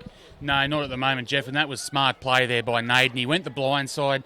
They had the numbers there. He put the little kick through and Prout dived on the ball. It was a great save by Prout, but he tried to get up and go on, but he'd already grounded the ball as Billy Singh takes the ball now from that line dropout. He's going cross field and he's taken there by Billy Burns, the youngster who made that little error earlier, but he's got a bright future, Billy Burns. The reports out of Parks about him are massive, and he's got a bright future. It comes now to Powyer. Hasn't he been brilliant in the second half? He's been brilliant all season and all game, but his second half's been particularly strong. He's taken there by Wright and Yonatana. Bonham's at dummy half. Very slow play the ball. He gets up now, passes it across to Naden. Naden finds Ship on the inside to Illisoni. Illisoni barges through one. He's taken there in a three-man tackle. It's taken three to bring him down every time he's got the ball today, and that's been draining the Park's energy levels as Bonham goes out of dummy half, finds Pello. Pello across to Ship.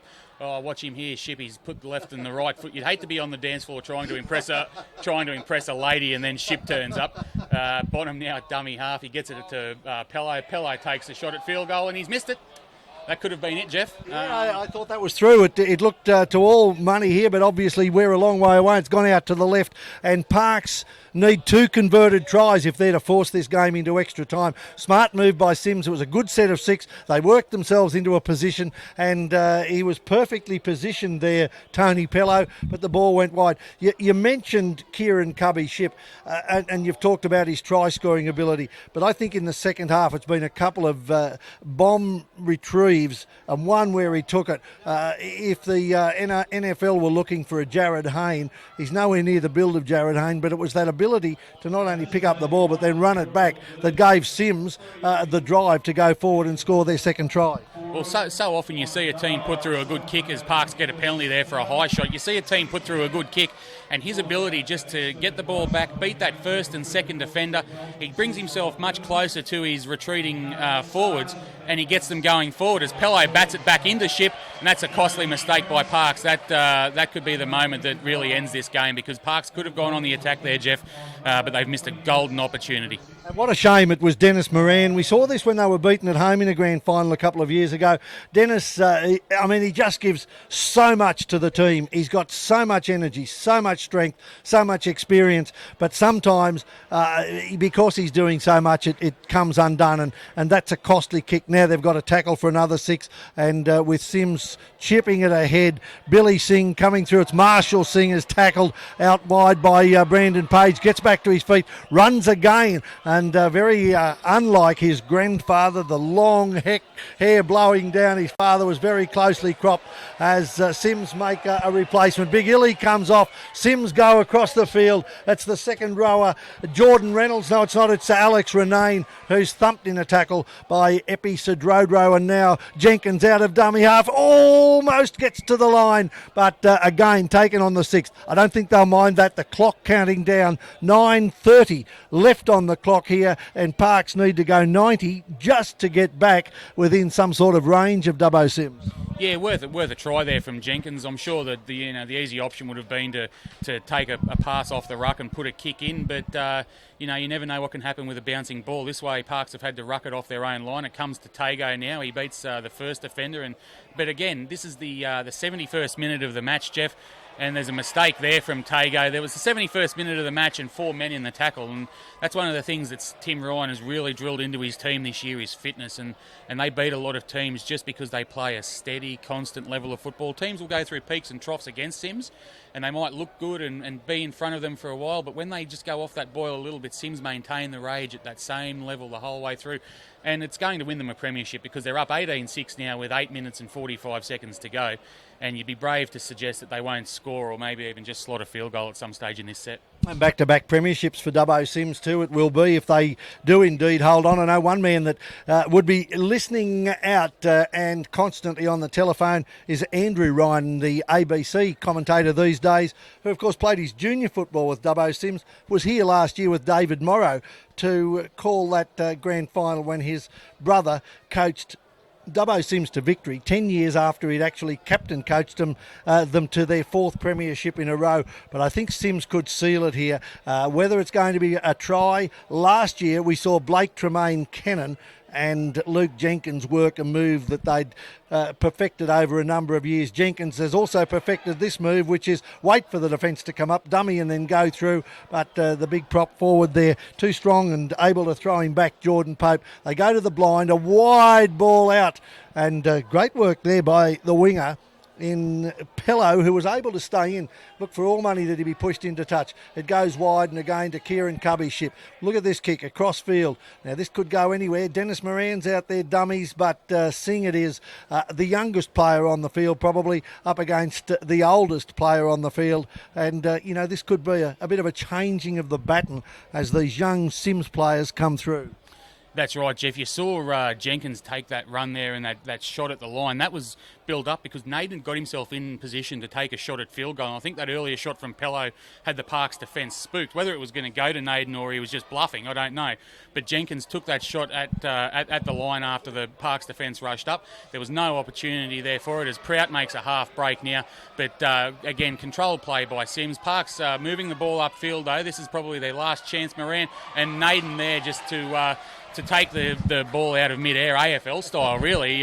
He could have a career with GWS with a grab like that, but that was just Dennis. It was last chance for them as Singh makes a bust again. His effort off the bench has been massive, Billy Singh, as he makes another 15 metres there with a big run, shipping at dummy half now, gets it over to Marlon, given another opportunity off the bench. He's taken there in a tackle by Barber and Burns and draws the penalty. And this one should be penalty goal, I think. It'll be either Naden or Jenkins. It's going to sap up at least 2 minutes, and it looks like they are going to go for goal. Matt Naden wants the ball. Referee Warner points to the post, and Dubbo CYMS, whether they kick it or not, are going to receive the ball back. And the Park side, we said at the start of the game, a much bigger side, but there were always going to be question marks. And Brandon Tago, who scored the first try, hasn't been exactly a passenger, but he certainly hasn't had the impact that I thought a player of his calibre might have on this game. Jeff, I'm the same. I obviously gave him a bit of a rap early in the game, and he showed us what he can do with that first try. Whether there's a little niggle or something that's just holding him back, I don't know. But he's a better player than what he showed today. But in saying that, he's not alone in the fact that he's probably underperformed a little bit today. Dennis Moran's tried his heart out. Don't get me wrong there. Dave Masoi, he's been good in patches. That's been the thing with Parks today. They've been good in patches. They've had little patches where they've had chances, and little mistakes at the wrong time have hurt them. I thought Jesse Parker, the little fullback, started with some confidence, but he hasn't been able to inject himself as Sam Dwyer would, the more experienced Sam Dwyer, as Naden from 34 metres out right in front of the post, puts boot to ball, hits the post. It goes out to the side, but it still could be a good result for Sims, although Jesse Parker takes it away from his own line, comes out, beats one, beats two, beats three, held then by Billy Singh, but gets up and plays it quickly. They need something unbelievable, the Park Spacemen, like a try in the next couple of tackles underneath the post, a quick conversion, and then they'd need to score from the kickoff. They get a penalty. Back-to-back penalties here could get them into a position where they might be able to do it. We saw in a grand final where Parks came from behind to beat Dubbo CYMS, but I don't know that they're going to be able to do it today, although a good kick has them 38 metres out. Dennis Moran in at dummy half, he gives it away and led with a bit of an elbow there, I thought, Kevin Frank, but he has given the punch forward, and now the little hooker, Yonatani, as you said, a critical player for Parks, out, taken on the 10-metre line, gets to his feet, plays it back to the big fellow, the big second rower, Tago, the try scorer, and Zarin Barber is taken low by the Sims defence. There's some old boys from Dubbo CYMS at this game today who would be thinking back to an era when all of the Dubbo CYMS defence was around the legs. Some broken play here could go the way of Parks as George Wright gets the ball. He's taken, I think, I thought high, but around the collar according to the touch judge and the referee, and Parks will have the ball with 3 minutes left. If they don't score in the next 30 seconds, then it is game over. Premiership number 2, back-to-back for Dubbo CYMS as Moran goes across the field. He gives it out wide, back to Moran. He puts the ball down. Could have been a call that went backwards, but referee Warner has called it a dropped ball, and I think pretty much that's the end of the show for the Park Spacemen. Yeah, game, set, match, Sims, Jeff, that was their last opportunity, Parks. There's only 3 minutes left on the clock now. Sims will take their time here packing the scrum. They'll take some time off the clock. They'll just wind down a nice, cosy set, boot the ball as far downfield as possible. But, look, it's been a grand final that probably hasn't reached any great heights. It's been a real tussle between two teams who probably haven't played their best football. I think both sides would say that they've been guilty of that.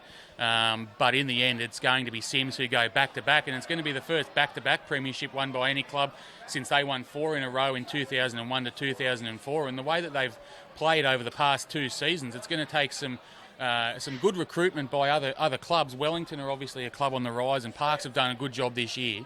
But the other clubs are going to have to recruit well in the off-season if they're going to stop Sims, who are creating history here today.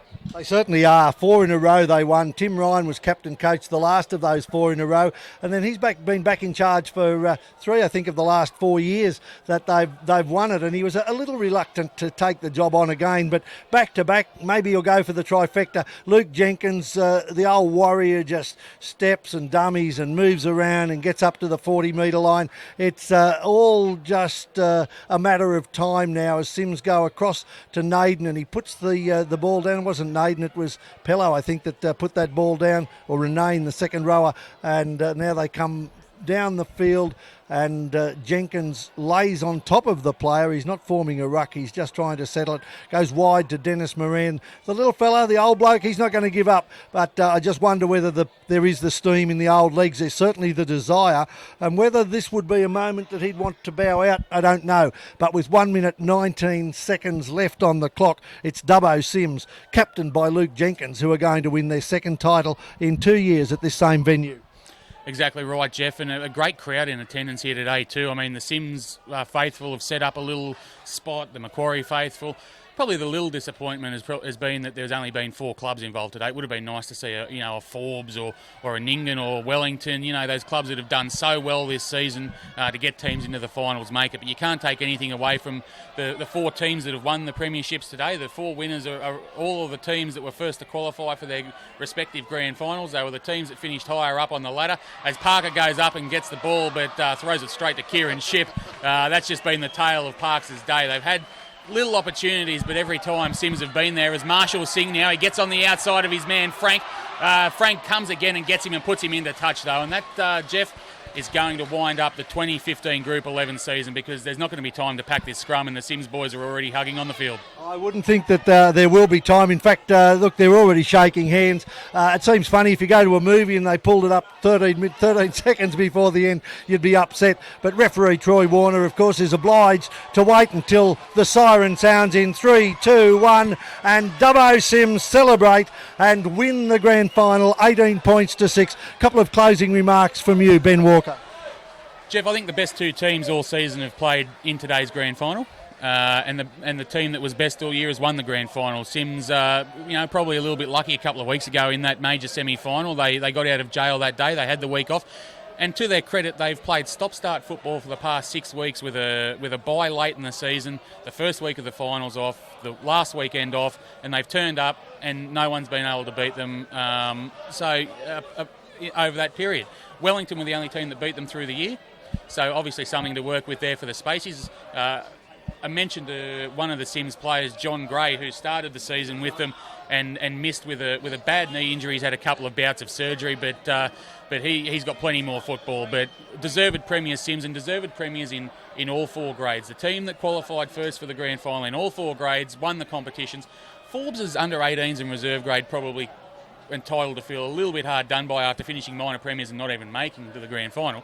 But, well done to Westside and well done to Sims. 2 premierships each and 4 premierships for Dubbo. It's a fascinating day of rugby league at Caltex Park in Dubbo. The full-time score, Sims 18, Parks 6, and the try scorer has been in the match. In the first half, it was an early try scored by Brendan Tago. Sims hit back after a try against the run of play.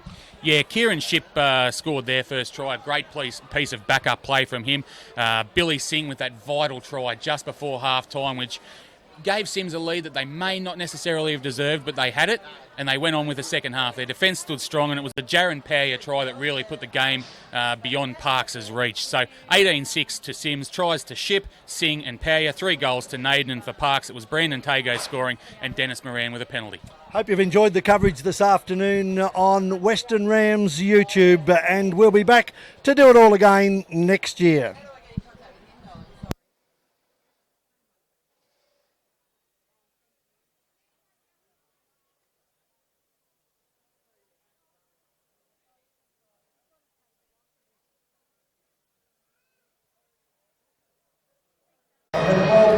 Western Region, a country region, a New South Wales player, and we've seen here another Australian struggle.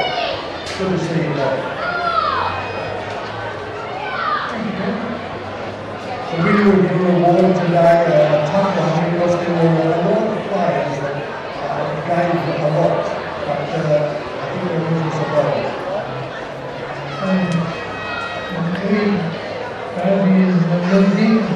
Luke Jenkins, ladies and gentlemen, he started playing Grandfinal with Mann Jets Juniors as far back as 1998. Luke Jenkins, I think this is his 3rd or 4th time when he's won the medal. He was out there today. I'm very proud of Luke Jenkins. Congratulations. We will talk to you about your team, but just to focus on you, what does winning this medal mean to you? It's very special to say that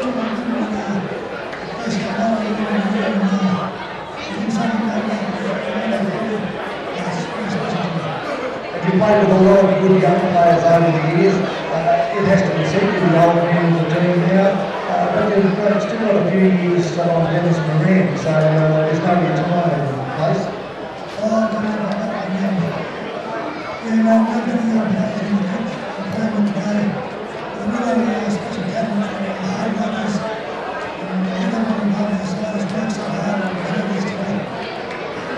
Lee Jenkins, the top tier medalist. Now, thanks again to Bob Weir, ladies and gentlemen. 1966, Bob Weir played against a great New team, New South Wales.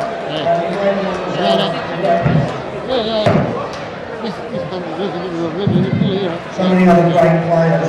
Folks, the Parks Spacemen, beaten but certainly not voted, and brilliantly led by a man who has given an enormous amount to rugby league, not just in Parks, but in country rugby league, and continues to recognise and develop talent. Would you please put your hands together for the Parks Spacemen captain coach, Dennis Moran, and his team, Jesse Parker, Brandon Hay, Michael Mitchell, Kevin Frank, George Wright, Dennis Moran, Alex Prout, another rugby league development officer, Dave Masso. If you want to see a bloke bend the defence, have a look at YouTube and see the big Samoan as he carries the ball back in the World Cup. Tino Yonatana, Jordan Pope, Nick Wild, Brandon Tago, first try scorer.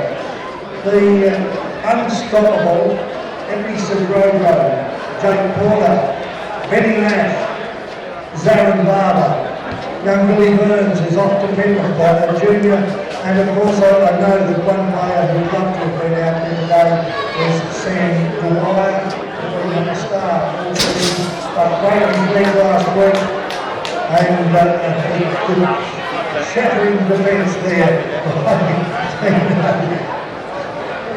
Dennis Moran, Dennis,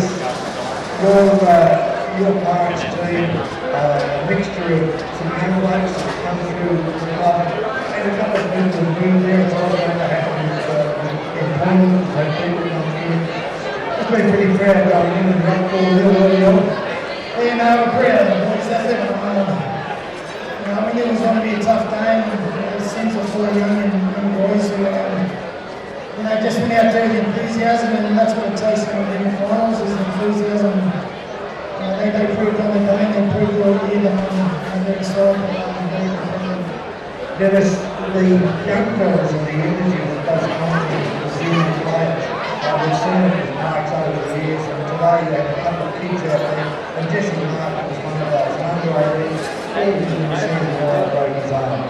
Yeah, I always look at the young fellas first, and throughout the year we've got a couple of injuries and we need to step up. We've got 4 months in the juniors actually came on and played this year. Jeremy Bob Weir, young Tooheys and Ethan McKellar with the high school as well.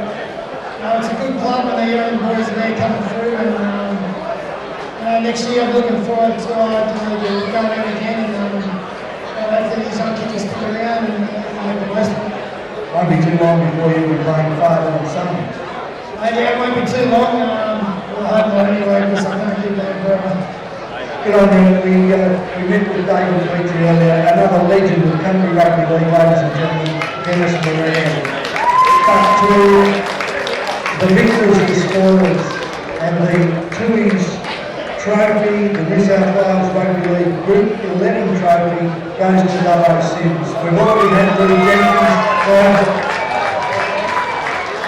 Jenkins, and the coach of the side, Tim Ryan. I think it will take 2 to hold this trophy up. So Tim Ryan, back-to-back trophies. I know that the phone has been running hot with his brother Andrew, who's been calling the match with ABC this afternoon. You can see who played. Lee Jenkins walks up slowly. Tim Ryan, ladies and gentlemen, and Tooheys, the great supporters of Group 11 Rugby League. There they are. I think I want to salute. And the trophy for the club. Let's acknowledge these, the medals to be presented by our Tooheys representative today, and our Willis is presenting today Kieran Coveyship, outstanding season, Colby Pillow, Johnny Chapman, last year's player of the year again, outplayed today, but certainly not outplayed, and the players will be here. There'll be lots of photos. Scotty Burgess won a premiership last year with Dubbo Kangaroos. Today he's gone back-to-back with Dubbo CYMS in the centres. And Marshall Singh won an outstanding game by a young man whose grandfather was referring and Westside the premiership in years gone by. So Matty Naden, the number 6. Tony Pello, the halfback. Jared Barrier, pound for pound, probably the best property country rugby league. Alex Bolling, number 9, and the big man who started his Australian career with the Park Spacemen today, Illusoni, Bonamanarattu, ladies and gentlemen, Nick Gillies, Alex remained in the second row, and also Jordan Reynolds. Billy Singh came off the bench and had a huge impact on the game. Lee Jenkins went from as Colin started his career with Wellington, played with Macquarie and now with Dubbo CYMS. Benny Mann, Captain Sims Jr. for the years ago, and Ainsley Coxhead, who unfortunately came back from injury to play today and got into the game. Ladies and gentlemen, the premiers with Tim Ryan, the coach of the side, Simon Forstenson, and obviously the managers, Rory O'Neill, Barry O'Neill, and their trainer is Paul O'Leary, and of course, the man that missed the grand final through injury, John Gray. Ladies and gentlemen, Dubbo CYMS.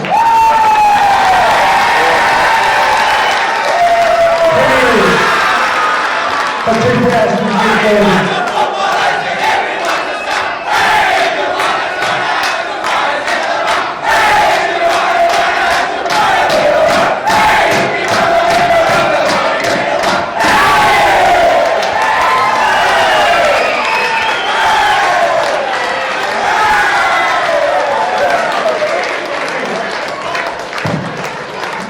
There it is, a great day of grand finals. Thanks to all of those clubs who have travelled from Parks and Lincoln and Wellington, from Forbes, from Narromine who come in here today, and we look forward to another season of rugby league next year. I want to catch Tim Ryan before he goes. Tim, an outstanding record for you. You had honour of leading Sims to their fourth premiership in a row in 2004. Here you are 11 years later, and Sims have now achieved back-to-back. Yeah, it's a great level. Thanks a lot, Mark. Yeah, to go back to very good. Obviously, congratulations to the teams and the days we have. When you line the teams up against each other, the elbows are running up and standing side by side. The difference in size is quite crucial. Your fullbacks just get in. Yeah, they're only small and touch. They've done great. Great years, great home, and still they're just great. They're around. In general, outstanding. People are saying today, there's a good morning, and that's something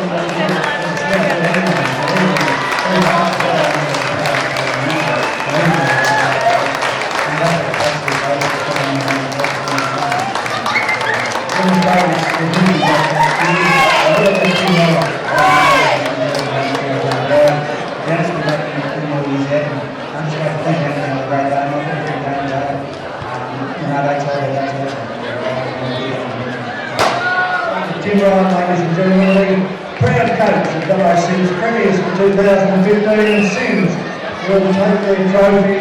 I'm sure we're long. I was going to say around the ground, but it's probably barrel on the other side. But please